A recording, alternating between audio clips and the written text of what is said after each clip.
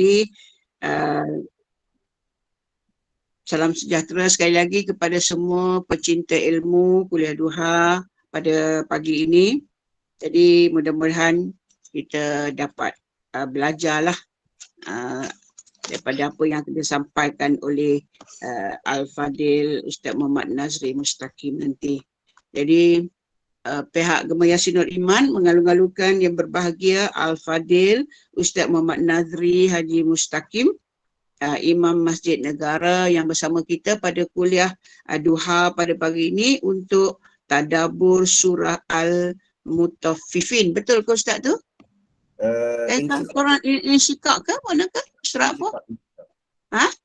Surah Insyiqaq pagi ni. Oh, sebab dalam link tu saya tengok surah Al-Mutaffifin. Okey, kita Ustaz akan buat tadabbur surah Al-Insyiqaq dia sebentar lagi.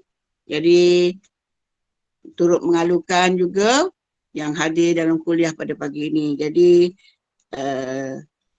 bagi memberkati kuliah kita, eloklah kita sama-sama membaca umul kitab Bismil Fatihah.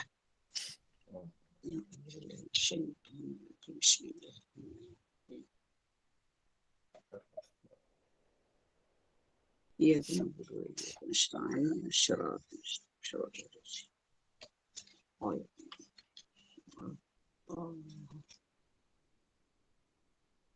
Amin, amin, ya Rabbal Alamin. Jadi tanpa melengahkan masa, kita teruskan dengan kuliah duha kita. Jadi dipersilakan Al-Fadil Ustaz Muhammad Nazri Haji Mustaqim untuk terus menyampaikan kuliah itu tadabbur surah Al-Insyiqaq. Dipersilakan Ustaz. A'udzubillahi minasyaitonirrajim. Bismillahirrahmanirrahim. Alhamdulillahilladzi hadana lihadza wa ma kunna linahtadiya laula an hadanallah. Asyhadu an la ilaha illallah wahdahu la syarikalah. Asyhadu anna sayyidana wa maulana Muhammadan abduhu wa rasuluh. Assalamualaikum warahmatullahi wabarakatuh. Terima kasih pada puan moderator, tuan-tuan dan puan-puan yang dirahmati Allah sekalian. Termasuk surah Insyiqaq, surah semalam, surah Mutaffifin telah selesai. Dan di penghujung surah Mutaffifin bagaimana detik-detik kegembiraan bagi orang-orang yang teraniaya di dunia, orang beriman yang teraniaya, mereka kekal bersabar dan Allah beri peluang ataupun Allah beri bentuk ganjaran yang begitu memuaskan hati. Kemudian kita masuk surah Insyiqaq. Surah Insyiqaq adalah sambungan kepada gambaran tentang hari kiamat. Berbeza dengan surah-surah sebelum ini, surah Takwir, surah Infitar. Takwir dan Infitar dimulakan dengan sumpah. Namun untuk surah Insyiqaq ini, Allah mulakan dengan pernyataan idza sama'un syaqqat, bila langit terbelah. Sebab dalam surah Infitar tu, Allah mulakan dengan sumpah langit terbelah. Dan kali ini Allah nyatakan langit itu terbelah dan bagaimana ciri-ciri dan bentuk dia.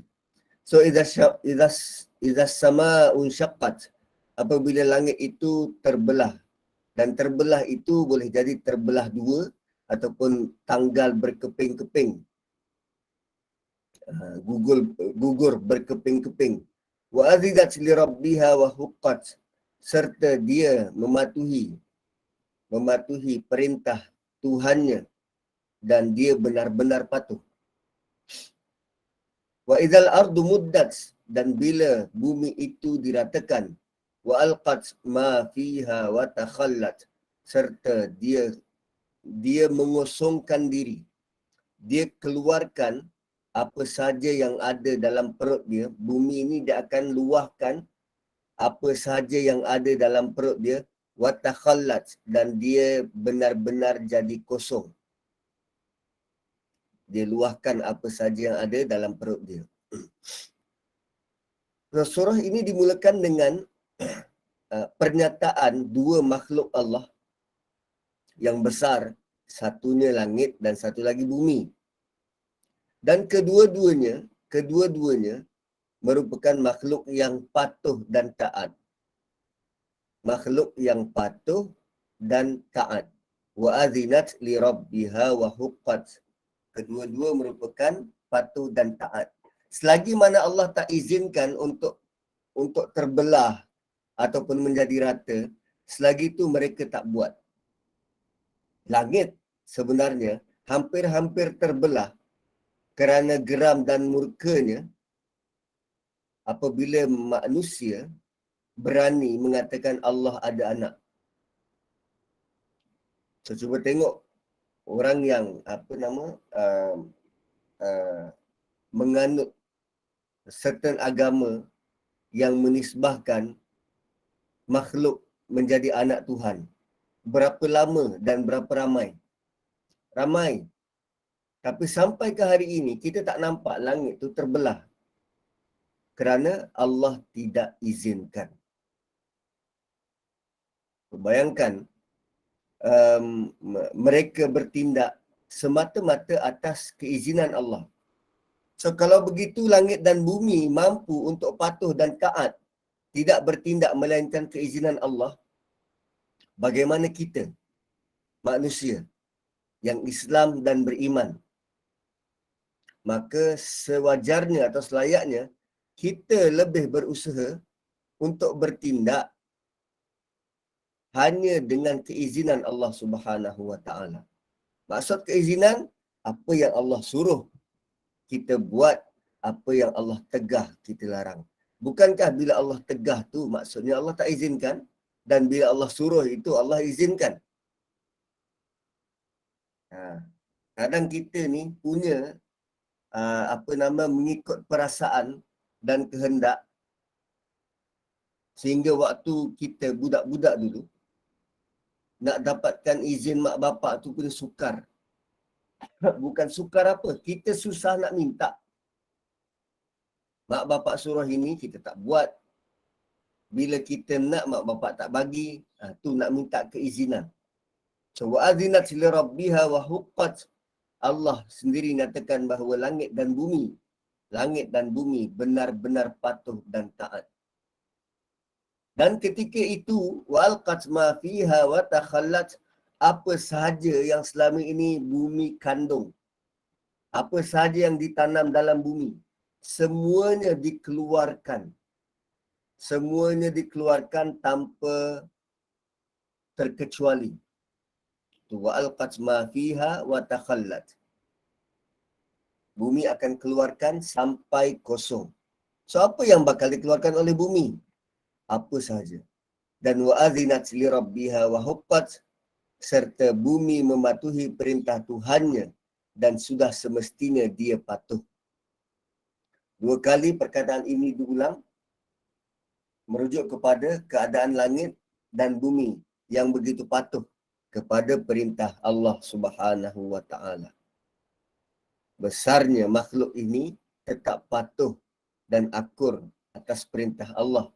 Takkan kita nak sambil lewa. Itu antara dapatan ataupun ibrah yang boleh kita ambil dari 5 ayat ini. Dan okey,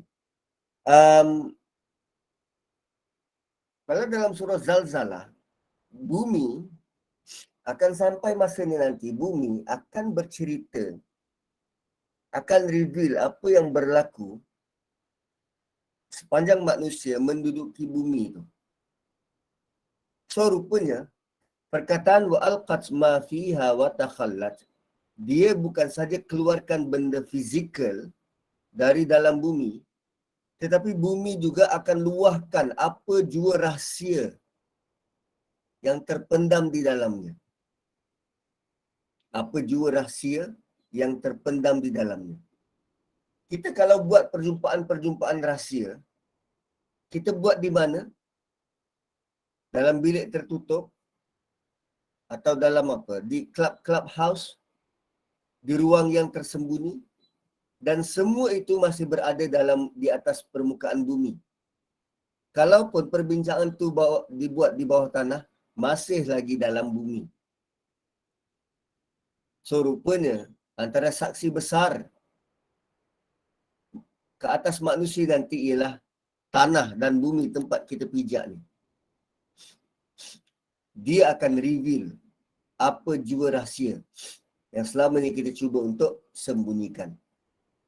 Next, ya ayyuhal insan innaka kadihun ila rabbika kadahan famulaqi. Wahai manusia, engkau telah berusaha berpenat lelah. Engkau telah berusaha berpenat lelah sehingga akhirnya engkau mati menuju Tuhan. Famulaqi, dan kamu akan tetap bertemu dengan dia. Okay, wahai manusia, kau telah berusaha berpenat lelah. Dan usahamu itu sampai mati. Berpenat lelah dan engkau sampai engkau kembali pada Tuhan. Famulaqi, dan kemudian engkau tetap akan jumpa. Laqih ni jumpa kembali. Catatan-catatan kau akan dapati apa hasil usahamu itu bila bertemu dengan Tuhan nanti. So ayat ni ayat yang universal, terpakai kepada Muslim atau non-Muslim. Terpakai kepada Muslim atau non-Muslim. Kerana sama ada kita Islam ataupun yang tidak Islam, kedua-duanya berusaha dengan penat lelah. Kalau nak cari rezeki, dia Islam ke, dia non-Muslim ke, kedua-duanya sama merasa kepenatan. Kan, kalau dia Islam dan dia patuh kepada arahan agama, dia juga melalui waktu-waktu sukar untuk melaksanakan arahan agama itu. Kan, solat tarawih 20 rakaat, kan sukar dan penat. Sedangkan dia sedang buat ibadah. So perlakuan ibadah atas muka bumi ini, dia akan diakhiri dengan kepenatan, akan menemui dengan kepenatan. Sama macam orang yang tak nak Islam. Sama je dengan orang yang tak nak Islam. Kalau dia beribadah menggunakan cara dan pendekatan agama lain, dia tetap juga melalui proses kepenatan itu. Tetap penat juga, tetap letih juga. Kerana memang begitu nature hidup dekat bumi ni. Memang begitu. Kita akan melalui kurang tenaga, penat, letih. Dan rupanya manusia ini, dia berusaha sehingga dia benar-benar penat. Dan usaha dia itu dilakukan sampai dia, dan akhirnya dia temui balasan atas apa yang dia usahakan. Ya ayyuhal insan innaka kadihun ila rabbika kadahan famulaqi. Dan kalau dalam suratul Fajr, pernyataan seperti ini, dia ada pernyataan yang similar, ayat yang hampir sama maksudnya, tetapi dalam bentuk perkataan yang berbeza. Dalam surah Fajr tu, engkau dah berusaha sama ada kamu menaiki bukit, kamu melalui jalan menaiki bukit, dan kedua-duanya melalui proses penat, letih dan lelah. So kalau dua-dua jalan fujur pun penat, jalan taat pun penat, kenapa pilih jalan yang akhirnya kamu temui neraka, atau jalan yang akhirnya kamu temui benda yang sia-sia? Kenapa tidak guna je jalan ketaatan yang sama penatnya, tapi akhirnya kamu dapat sesuatu yang kekal, yang gembira dan bahagia.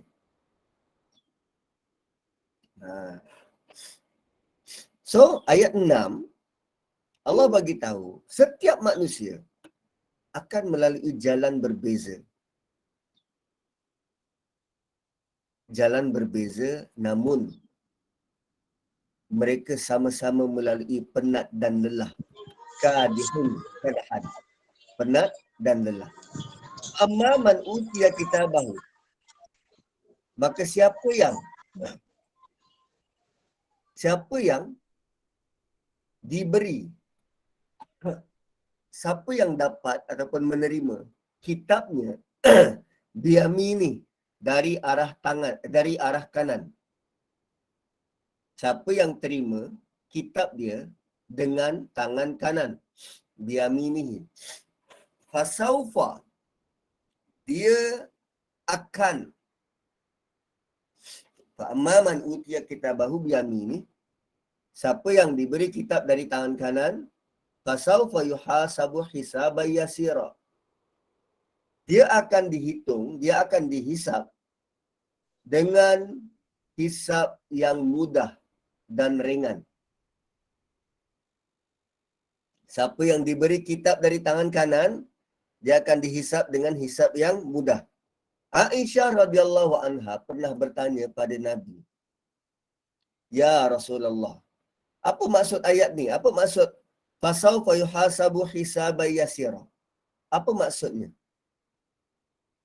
Lalu Nabi respon kepada Aisyah. Nabi kata, hisap yang ringan ialah Allah tak tanya apa-apa. Ketika kita timbang amal, Allah tak tanya apa-apa. Allah suruh jalan. Itu hisap yang ringan. Sebab bila Allah Subhanahu Wa Taala mula tanya, bila Allah mula tanya, Allah akan tanya dengan detail. Dan bila Allah tanya dengan detail, tak seorang manusia boleh lepas.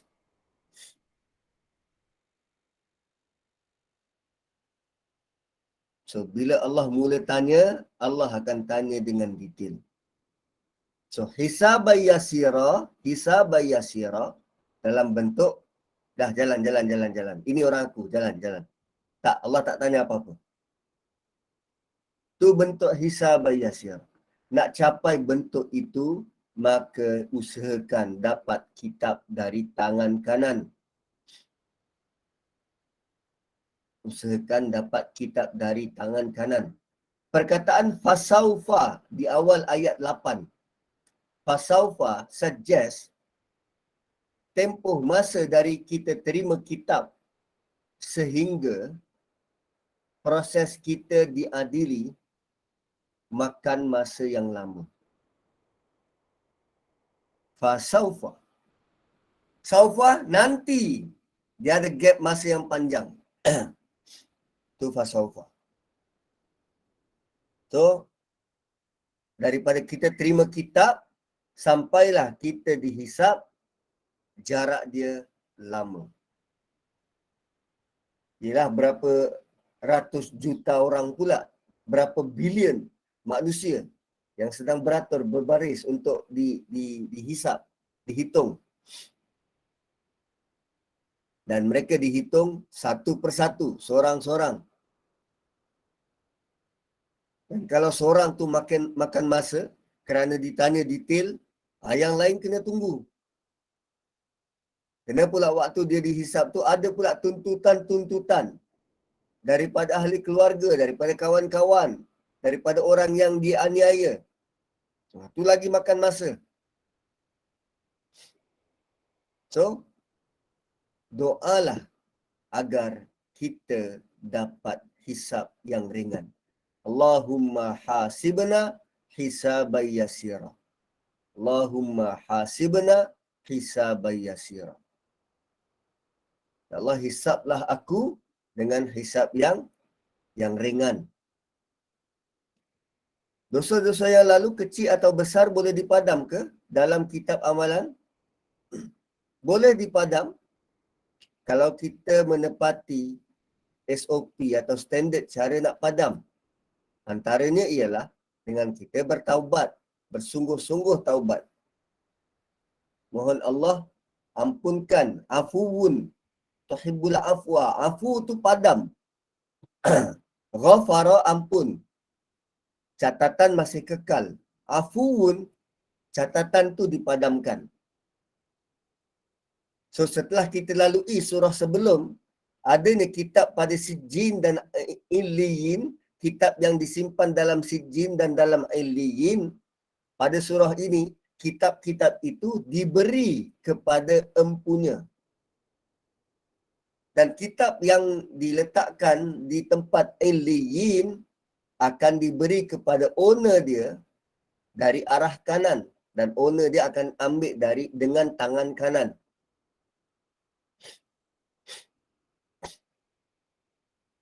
Dan ini tentang kitab. Wayang qalibu ila ahlihi masrura. Dan dia kembali kepada ahli keluarga dia dengan keadaan bergembira, masrura, sangat senang hati. Dan ahlihi di sini, dia bukan hanya bermaksud ahli keluarga.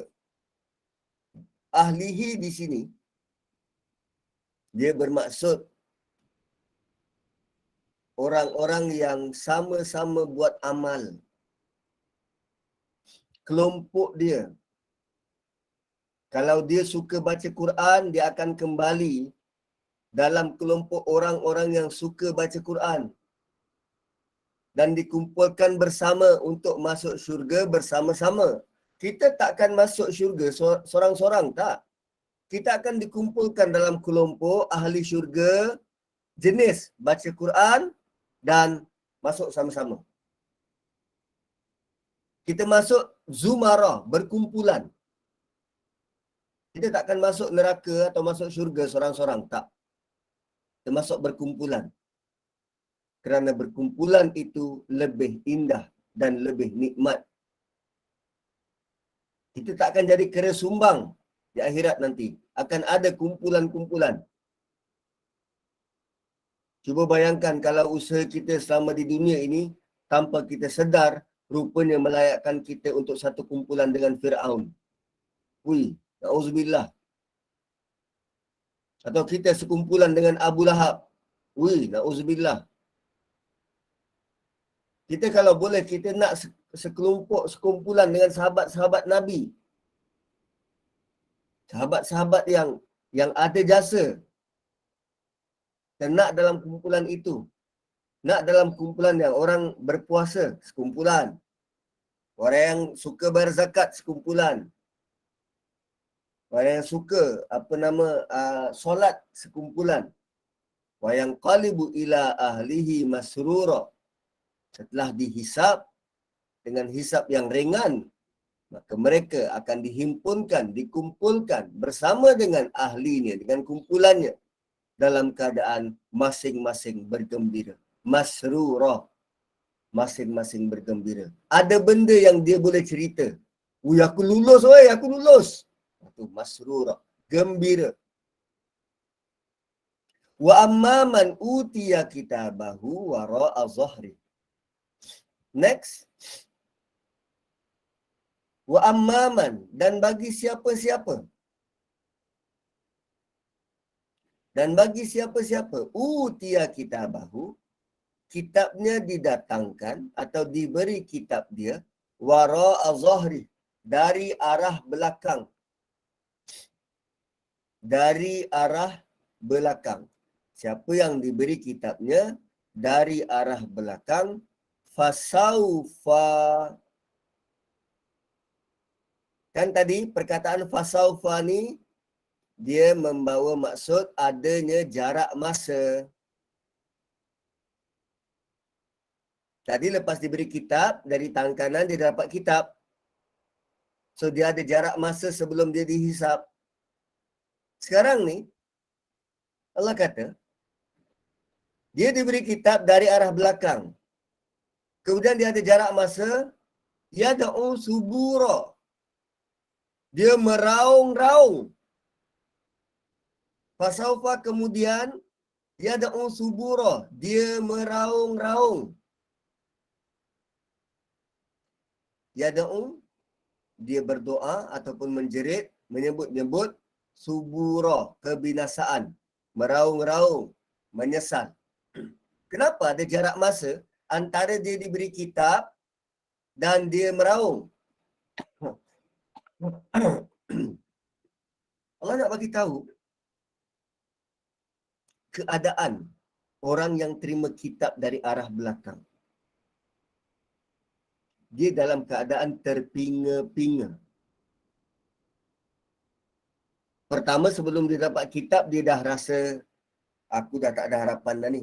Aku confirm tak selamat. Dia dah rasa kecut, dah rasa takut. Peluh dah membasahi tubuh. Dia dah tenggelam dengan peluh sendiri. Dan tenggelam dalam peluh dia sendiri ni sampai ke tahap atas batang hidung. Dia dah tercungap-cungap. Dapat pula buku dari belakang. Tuan-tuan, kalau kita terima buku report card daripada cikgu, murid yang elok, cikgu akan bagi dari depan. So, terima dengan berbesar hati. Tapi ada cikgu yang menyampah dengan murid, dia lempar dia dari belakang. Dan bila cikgu tu lempar dari belakang, belum tentu kena badan. Atau mungkin buku tu jatuh dekat belakang dia. Buku yang jatuh kat belakang, kita sedar ke? Tak. Orang-orang ini tak sedar dia sudah pun diberi buku. Sebab dapat dari belakang. Dia tak nampak, tak perasan, tak sedar. Kerana dia sedang takut, gerun, gentar, memikirkan nasib dia. So, bila dia angkat muka dan tengok kiri kanan, orang dah dapat buku, orang dah mula belik-belik buku, ada yang gelak-gelak, tengok buku, maka bila dia cari-cari dan dia nampak lah buku dia kat belakang, di situlah dia mula meraung.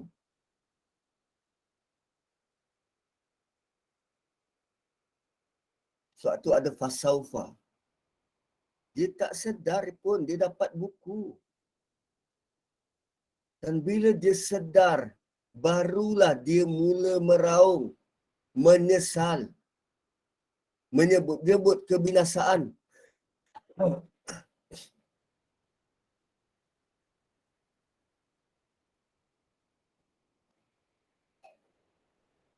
Dan ayat 12, wa yasla sa'ira, dan dia terus didorong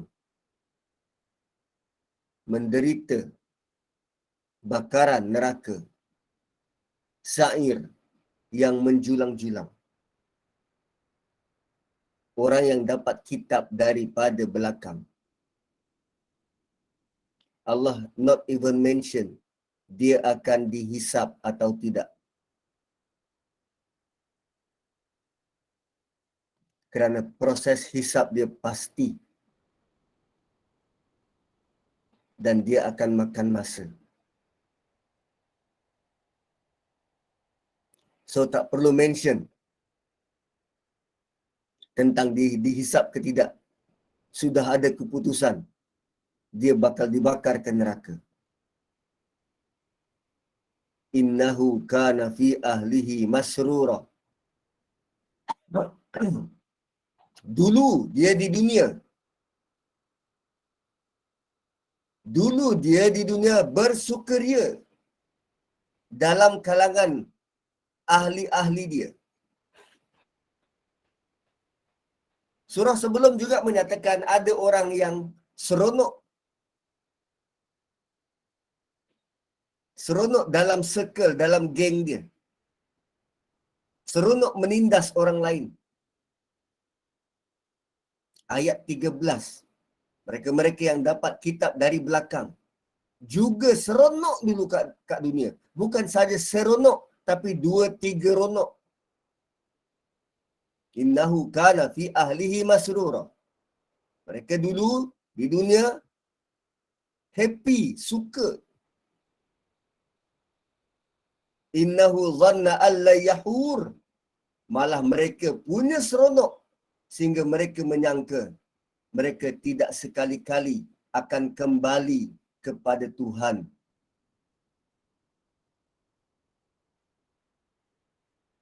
Mereka dulu seronok dekat dunia, mereka tak pun menyangka, zon, not even rasa akan kembali kepada Tuhan. Innahu zanna alla yahur. Mereka langsung tidak menyangka akan kembali kepada Tuhan. Bala inna rabbahu kana bihi basira. Bahkan Allah sentiasa memerhati apa yang dia buat. Sedangkan bahkan dia akan tetap kembali kepada Tuhan dan Allah sentiasa lihat apa yang dia buat. Kana bihi basira. Tengok dekat sini sebut kana, di sini pun kana.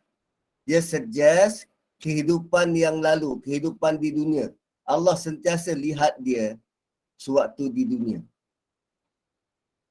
So tuan-puan, jika Allah sentiasa melihat manusia-manusia yang melakukan kemungkaran, manusia-manusia yang suka melampau batas ini, apakah alasan untuk Allah tidak melihat apa yang kita buat? Manusia yang teruk perangai pun Allah tengok, lagilah manusia yang berusaha buat amal. Allah sedang perhati semua. Inna rabbahu kana bihi basira. Allah perhati semua. Dan Allah bukan saja perhati fizikal kita. Allah guna basira. Allah perhati hati kita. So pastikan amal-amal kita dengan niat kerana Allah. Jangan sampai amal yang kita buat menjadi sia-sia kerana bukan kerana Allah. Kerana Allah melihat hati kita. Ikhlas ke tak? Ikhlas ke tak? Okey. So sampai ke ayat 15,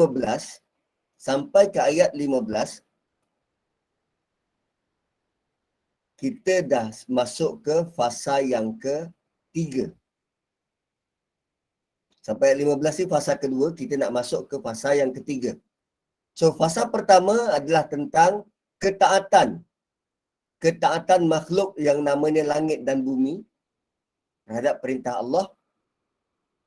Fasa yang kedua ialah Allah jelaskan tentang manusia-manusia yang berusaha untuk taat dan manusia-manusia yang lari daripada ketaatan.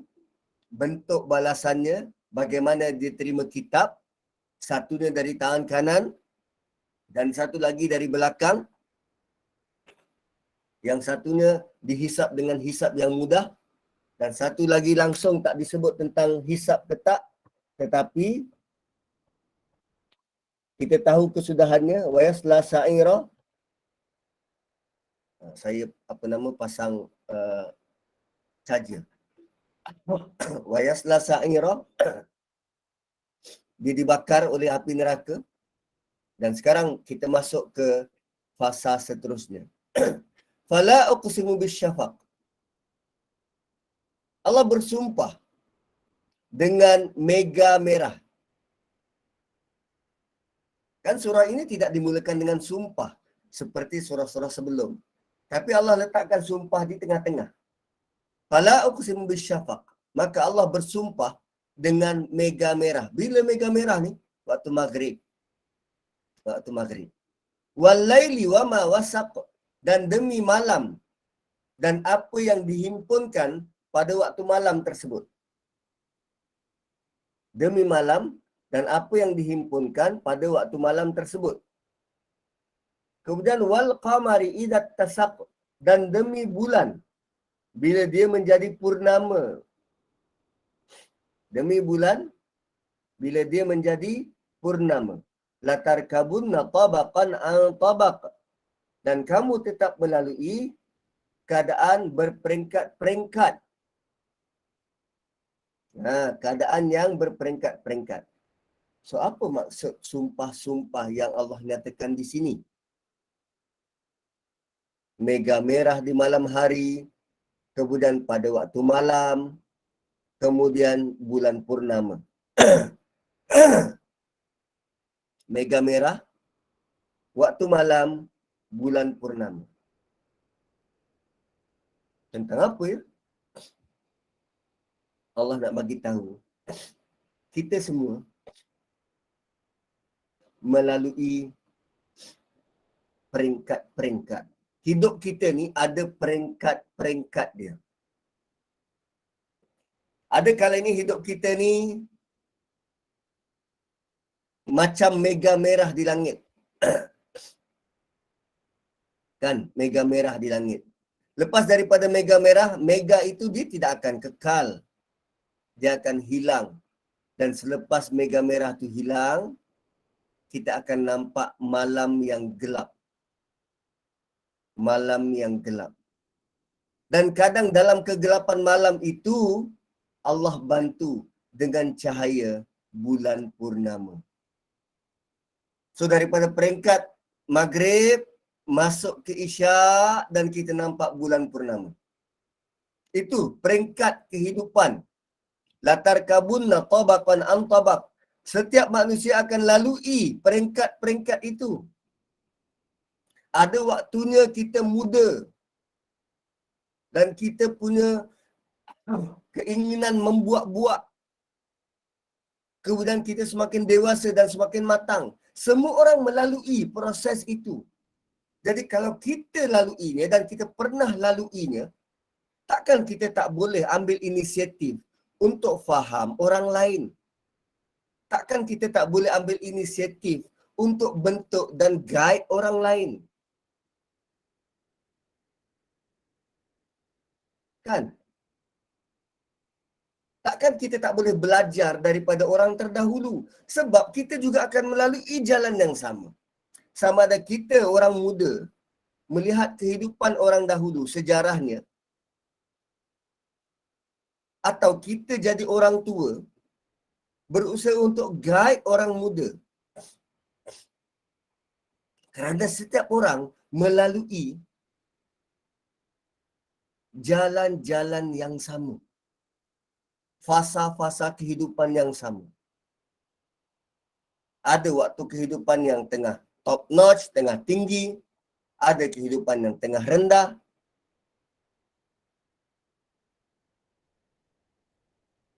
Dan di hujung Allah tanya, "Fama lahum la yu'minun." Kenapa korang tak beriman? Lah?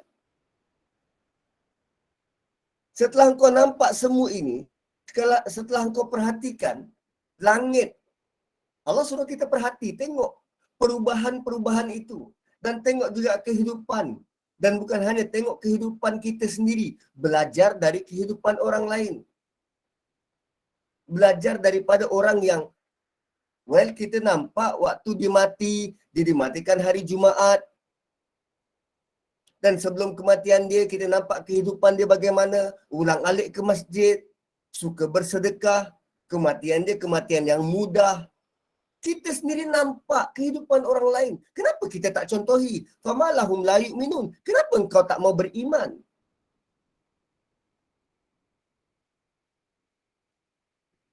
Allah gunakan parable itu kerana kita sewajarnya perlu perhati. Banyak dah contoh yang berlalu. Banyak juga contoh yang sedang berlaku. Begitu. So, bila Allah bersumpah dengan makhluk, maka sumpah itu sangat besar. Dan kita kena perhati makhluk tersebut. Mega merah, malam yang gelap, dan bulan purnama penuh cahaya. Tarkabunna tabaqan an tabaq, fama lahum la yu'minun. Kenapa mereka tak nak beriman? Allah tanya, kenapa mereka tak nak beriman? Malah, wa idza quri'a alaihimul Qur'anu la yasjudun. Bila dibacakan Quran kepada mereka, mereka tidak sujud.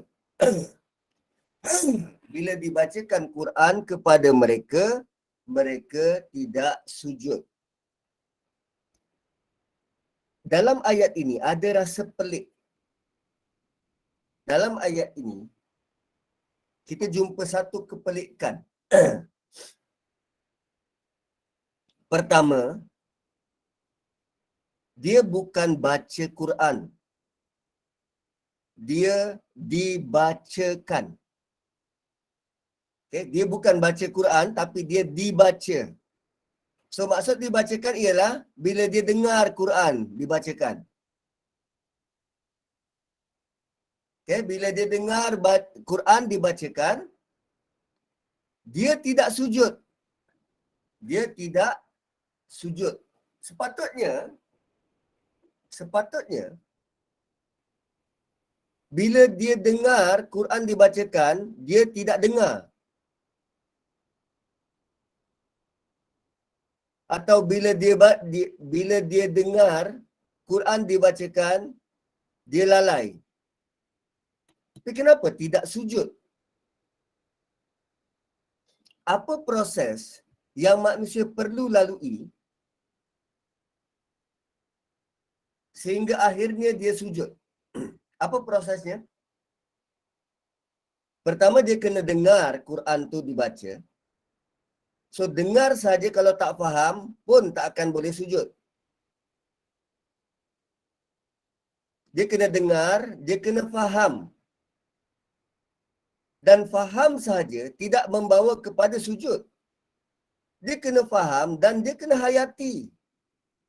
Kena ada emosi ni.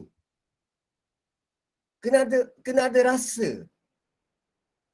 So, dia kena dengar, kena faham apa yang dia baca, dia kena rasai apa yang dia baca, dan bila dia rasa nak sampai emosi dia, maka seluruh tubuh badan dia akan melemah.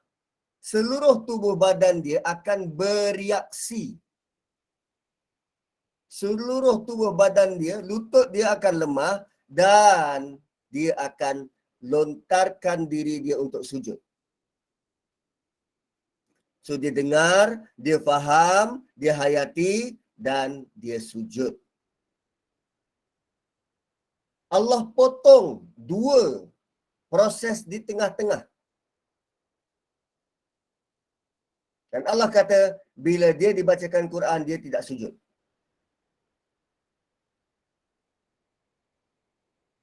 Sujud maksudnya apa? Rasa kagum, rasa kalah, rasa tewas. Rasa mukjiz Quran tu. Rasa kalah dengan Quran, maka kita sujud. Dan sekarang Allah bagi tahu ada orang yang dengar Quran, dia tak faham apa-apa. Lalu anggota badan dia tidak bertindak untuk melakukan sujud.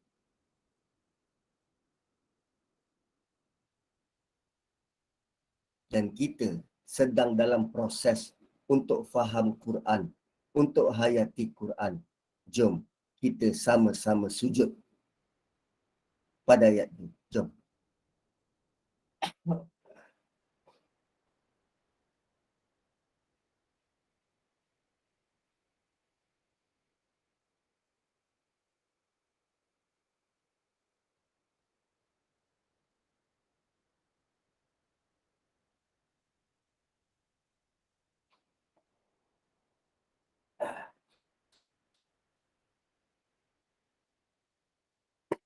Wa idza quri'a 'alaihimul Quran la yasjudun. So, dia ada proses yang perlu dilalui untuk sujud. Di mana lagi kita lalui perkataan proses, peringkat-peringkat? Oh, ayat-ayat sebelum. Pada sumpah-sumpah ini. So, bila Allah bagi tahu tentang Quran, dia perlu ada peringkat-peringkat itu. Sehingga akhirnya, kita semua sujud kerana kita baca dan dengar Quran. Ini bukan kita sendiri baca, tapi kita dengar Quran tu dibacakan. Lalu kita benar tunduk dan sujud. Itu patutnya impak bacaan Quran pada kita.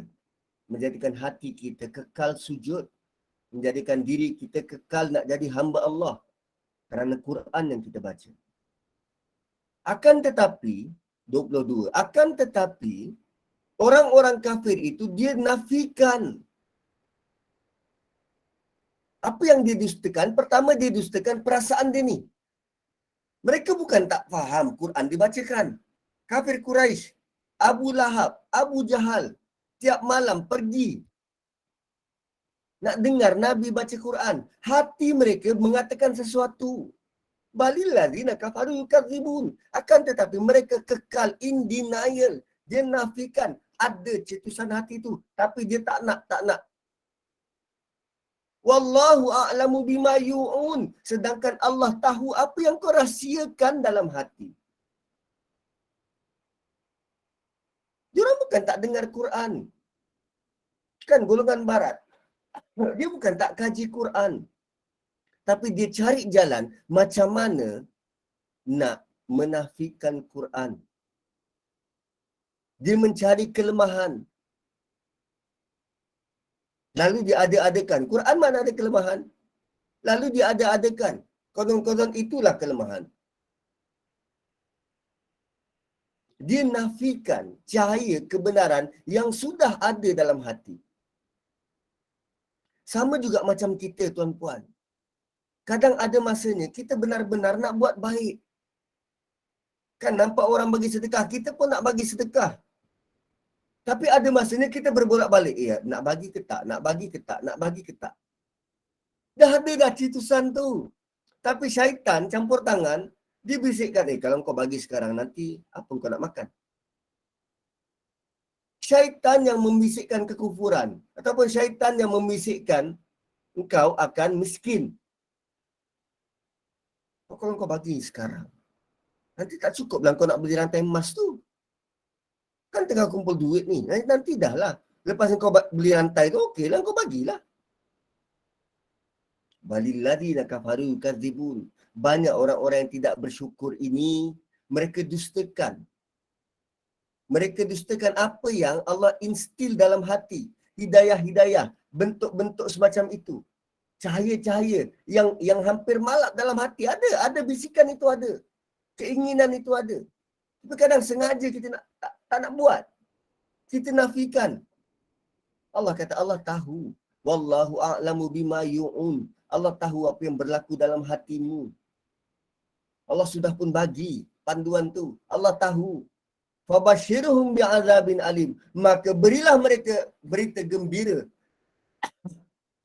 atas azab yang pedih, yang perit. Fabashirhum. Beri mereka berita gembira. Illal ladzina amanu wa amilus solihat. Kecuali orang-orang yang beriman. Kecuali orang-orang seperti kita yang beriman. Wa amilus solihat. Dan berusaha untuk buat perkara-perkara sebagai tambah baik.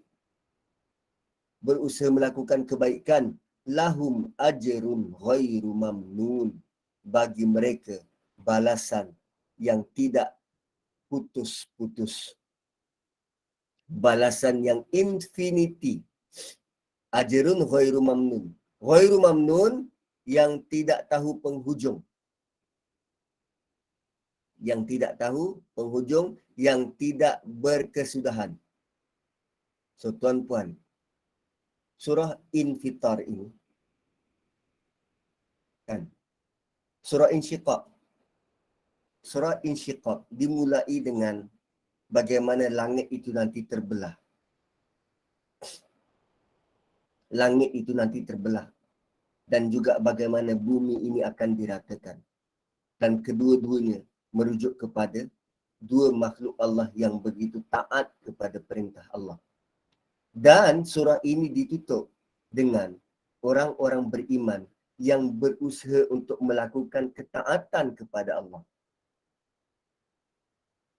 Ketaatan langit dan bumi, ketaatan langit dan bumi, mereka tidak dibalas dengan pahala yang tidak putus-putus, tak. Ketaatan langit dan bumi semata-mata taat.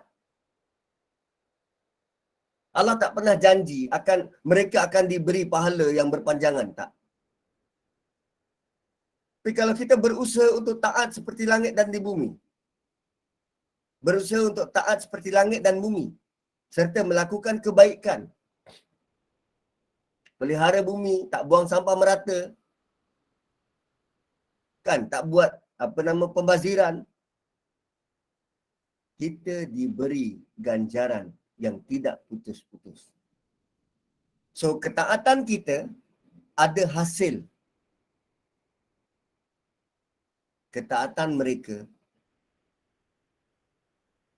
Allah tak janjikan pun tentang ajrun ghairu mamnun.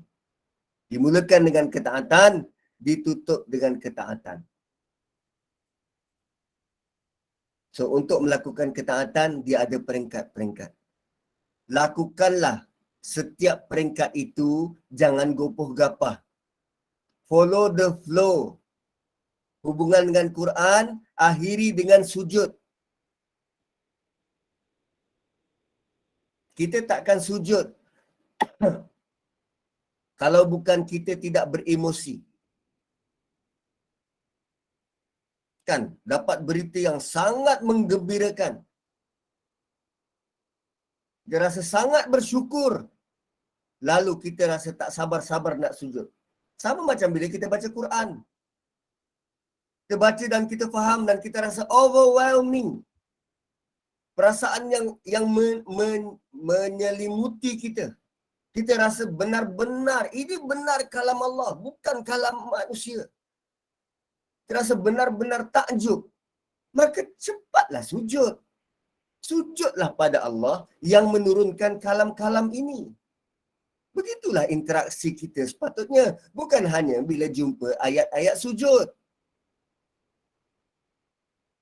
Ayat-ayat sujud ni latihan. Latihan dari Allah. Kalau baca Quran, ada potensi untuk kita sujud. Ada potensi untuk kita sujud.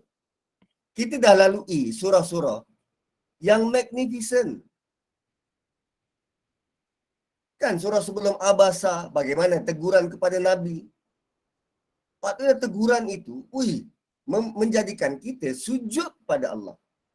Tapi sebab kita tak jumpa ayat sujud, tak ada tanda sujud tu, maka kita tak sujud. Interaksi dengan Quran sepatutnya begitu. Menjadikan kita hamba yang tidak beralasan untuk sujud pada Allah. Gitu. So, settle surah Insyiqaq dan surah seterusnya ialah surah apa? Al-Buruj. Al-Buruj, tentang bintang. Tentang bintang. So, saya rasa cukup dulu sampai sini. Nanti kita akan sambung surah tentang bintang, surah Buruj. Juga menarik kupasannya. Dan dalam surah Insyiqaq ini adalah tentang bagaimana proses kitab itu diberikan.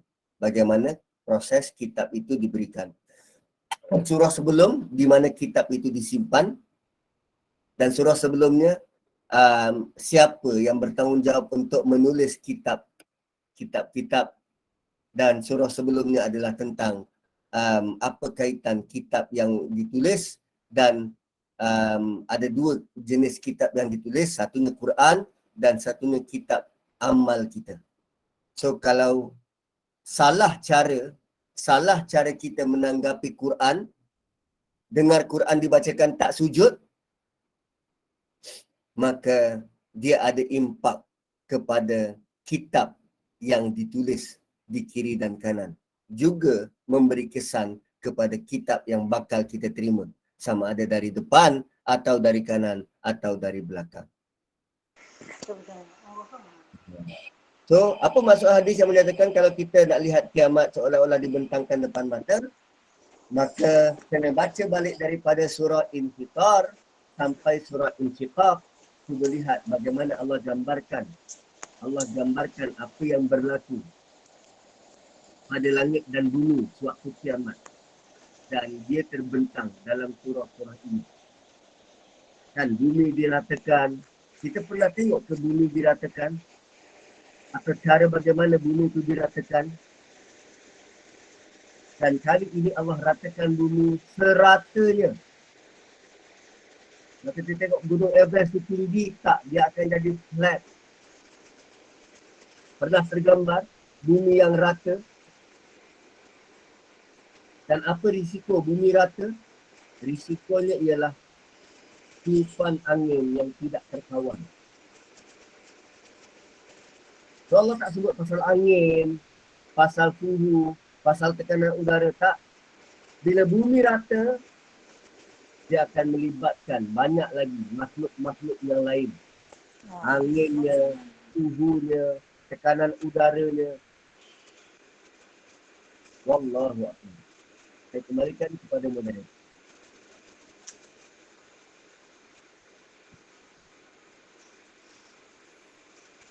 Terima kasih Ustaz.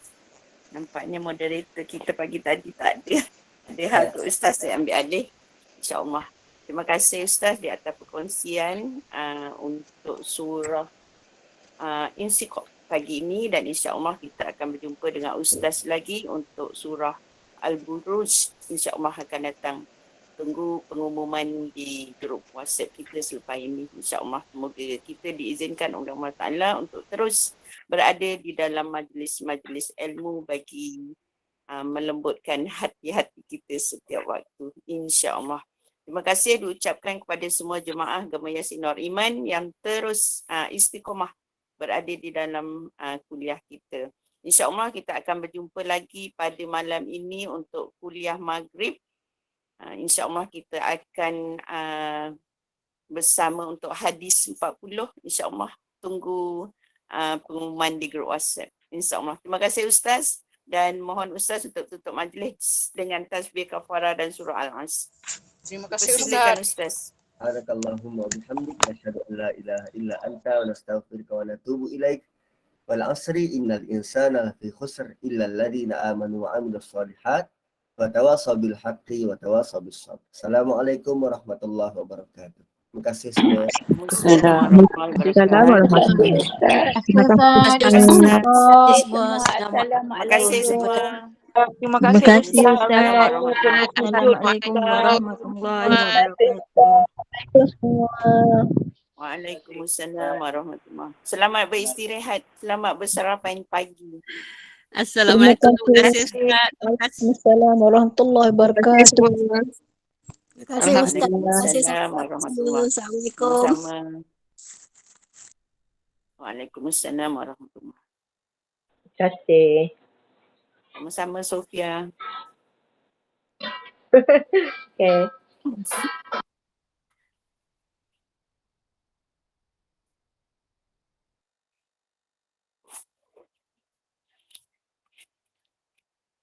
Mas. Assalamualaikum Mas. Ya Kak Ros, sekejap nak off record. Okey. Malam ni Ustaz Syafiq ni.